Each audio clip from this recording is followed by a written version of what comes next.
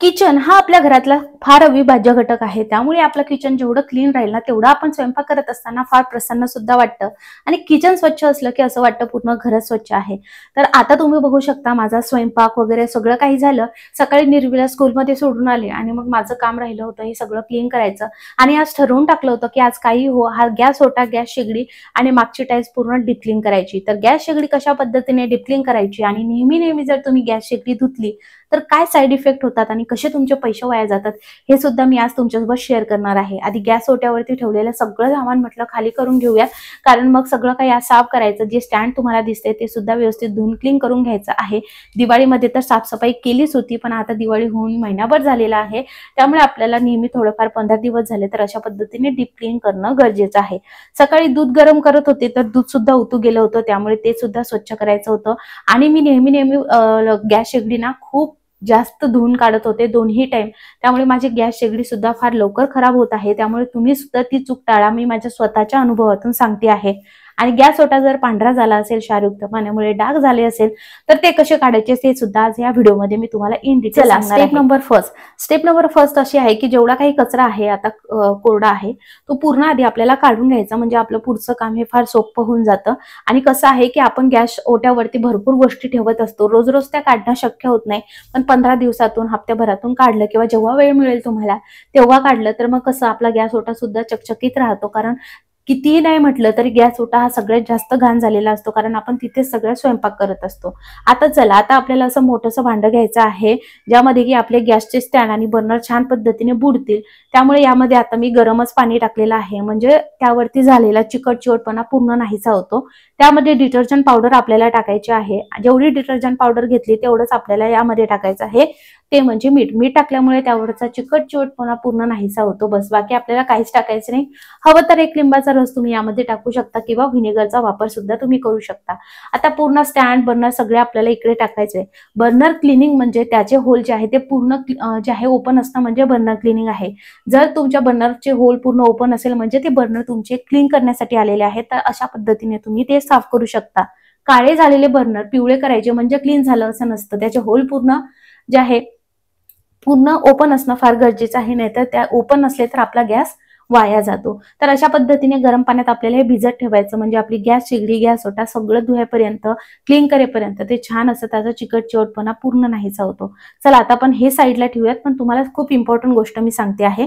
मागच्या व्हिडिओमध्येच मी तुम्हाला सांगितलं होतं ते आपल्या गॅस शेगडीच्या मागच्या बाजूने एक नोझल असतं, तेच आज मी तुम्हाला व्हिडिओच्या सांगते. हे अटॅचमेंट याला अटॅच असतं आणि हे जे तुम्हाला ब्लॅक एक छोटंसं होल दिसते ते असतं नोझल, आणि त्यामध्ये जर पाणी गेलं आणि ते ब्लॉक झालं तर हे पूर्ण रिपेअर करण्यासाठी 500 रुपये एका बर्नरला लागतात. त्यामुळे नेहमी गॅस शेगडीवरती पाणी टाकायचं नाही. छान पद्धतीने घासायची तर तुम्ही गॅस शेगडी छान पद्धतीने घासून घेऊ शकता, पण नेहमी पाणी टाकलं तर मात्र ते खराब होऊन जातं.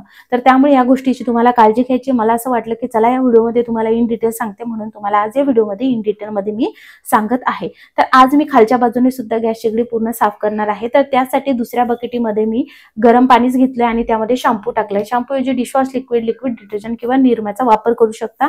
एक लिंबाचा रस सुद्धा यामध्ये तुम्ही क्लीन करण्यासाठी टाकू शकता. जसं तुम्हाला मी आधी सांगितलं आहे की माझं आज सकाळी दूध उतू गेलं होतं, तर त्यामुळे मग मला मागची बाजू क्लीन करणं गरजेची होती, कारण ते सगळं दूध या बाजूने आलं होतं. तर ते क्लीन करण्यासाठी मी जुन्या टूथब्रशचा वापर करते. तुम्ही घासणीचा सुद्धा वापर करू शकता. छान पद्धतीने आपण हे क्लीन करून घेणार आहोत. आणि हे क्लीन करत असताना 2 ते 3 महिन्यातून एकदाच तुम्ही खालची बाजू क्लीन करू शकता. म्हणजे कसं डीप क्लिनिंग करताना नेहमी करायची गरज नाही आहे. 2 ते 3 महिन्यातून केली तर पुन्हा खूप जास्त घाण झाली तर महिना दीड महिन्यातून केली तरी चालेल. आणि डीप क्लिनिंगच्या वेळेस तुम्ही या गॅस शेगडीवरती पाणी टाकलं तरीही चालणार आहे, पण रोज पाणी तुम्हाला यावरती टाकायचं नाही आहे, याची मात्र तुम्हाला काटेकोर पद्धतीने काळजी घ्यायची आहे. आता हे जेव्हा मी करत होते तेव्हा या गोष्टीची सुद्धा मी काळजी घेतली की खालची बाजू सुद्धा मी व्यवस्थित पुसूनच घेतलेली आहे. वरची बाजू मी साफ करण्यासाठी इकडे जे आहे डिशवॉश टाकते, जिथे खूप घाण झालेला आहे. इथे लिंबाचा रस, बेकिंग सोडा तुम्ही टाकू शकता, म्हणजे अजून तुमची जी गॅस शेगडी आहे ती चकचकीत निघते आणि अगदी चमकदार होते. बघा, जशी की नवीनच आणली की काय असं त्याचा रिझल्ट येतो. आणि नंतर घासून घ्यायचं. अशा पद्धतीने घासून नंतर कोरड्या कपड्याने तुम्ही पुसून घेऊ शकता, पण डीप क्लीनच्या वेळेस पाणी टाकलं तरीही काही हरकत नाही आहे. गॅस शेगडी आपली घासून झालेली आहे. मी इथे लाइटिंग लावलेली आहे, म्हणून मी जी काही मागची टाइल्स आहे ती गरम पाण्याने छान पद्धतीने पुसून घेते आहे. जे आपण शॅम्पूचं पाणी केलं आहे ते तुम्ही हे सुद्धा घासणीने छान असं घासून घेऊ शकता. आता बघा तुमच्याही किचनमध्ये वरपर्यंत टाईल्स असेल तर तुम्ही अशा पद्धतीचा मॉप घ्यायचा आहे, तो पाण्यात बुडून घ्यायचा आणि पूर्ण टाईल्सने आपल्याला हे स्वच्छ करून घ्यायचं. पूर्ण टाईल्स स्वच्छ होतात, अगदी कानाकोपरा सुद्धा आणि व्यवस्थितरित्या स्वच्छ होतो. ही ट्रिक नक्की फॉलो करून बघा. मॉपची ही ट्रिक तुम्हाला घरातील प्रत्येक जाळे खालीच उभं राहून आपण क्लीन करू शकतो, त्यामुळे स्टूलची वगैरे शेवटी सगळं काही आपल्याला पाण्याने छान पद्धतीने धुवून घ्यायचं आहे. म्हणजे काय होतं तर पूर्ण आपला गॅस ओटा चांगला असा क्लीन निघतो. जर पांढरट झालेले डाग आहे ते सुद्धा नाहीसे होतात. त्यामुळे आपण अशा पद्धतीने स्वच्छ केलं आणि मेनली गॅस ओटा क्लीन करण्यासाठी आपण इकडे छान पद्धतीने जे पाणी वापरलं होतं बर्नर आणि ते स्वच्छ करण्यासाठी, त्याच पाण्याचा वापर करून घासून घेतला आहे. बर्नर आणि स्टँड आता छान पद्धतीने आपण गरम पाण्यातच खूप वेळ ठेवले, त्यामुळे त्याला आता जास्त घासायची गरज नाही. सॉफ्ट घासणीने किंवा जुन्या टूथब्रशचा वापर करून तुम्ही व्यवस्थितरित्या हे क्लीन करून घेऊ शकता आणि घासून घेऊ शकता.